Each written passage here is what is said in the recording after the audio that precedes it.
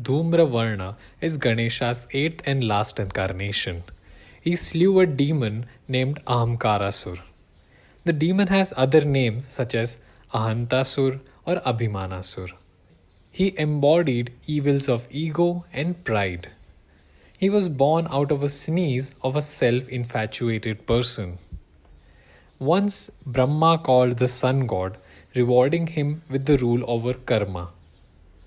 He was elated and started looking over human actions. He was now called the Lord of Karma Rajya.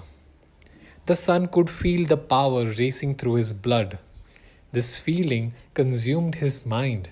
He became arrogant. Sun thought that he was superior to any mortal and immortal being.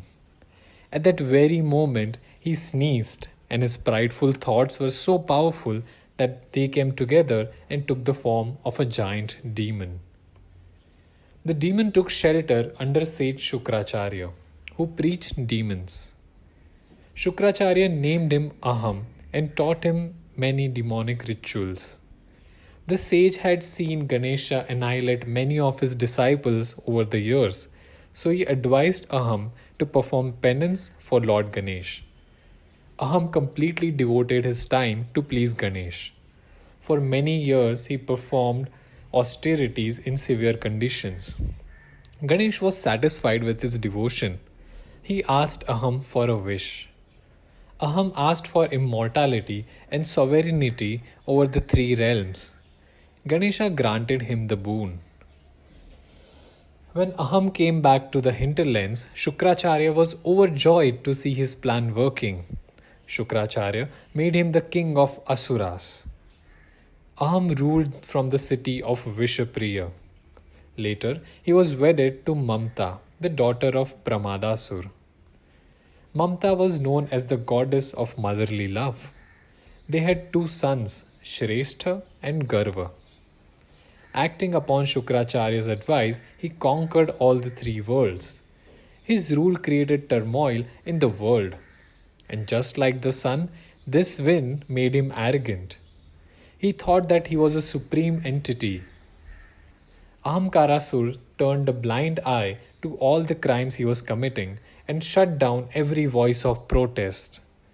Even his pious wife couldn't make him see reason. The god summoned Ganesha to solve this problem. Ganesha wanted to avoid bloodshed, so he sent a peace message to Aham through sage Narad.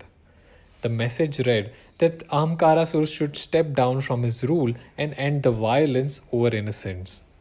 This made Aham furious. Arrogantly, he dismissed Ganesha's request. At last, Ganesha assumed the form of Dhumravarna. Dhumravarna was riding a mouse this time. He finished off Ahamkarasur's army one by one. Eventually, Ahamkarasur grew scared and he ran away from the fight to save his skin.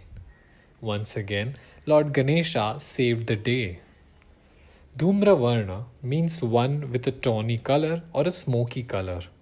Thus, Ganesha appears to have a dark smoky hue in this manifestation. He also rides a blue horse. Dhumravarna has some similarities with Kalki.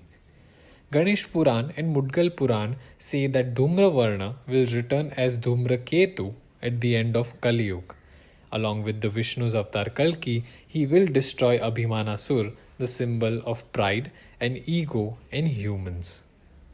Humans are prisoners of their emotions. Ahamkarasur still lurks in our thoughts. We need to get rid of a prideful feeling before it takes over us.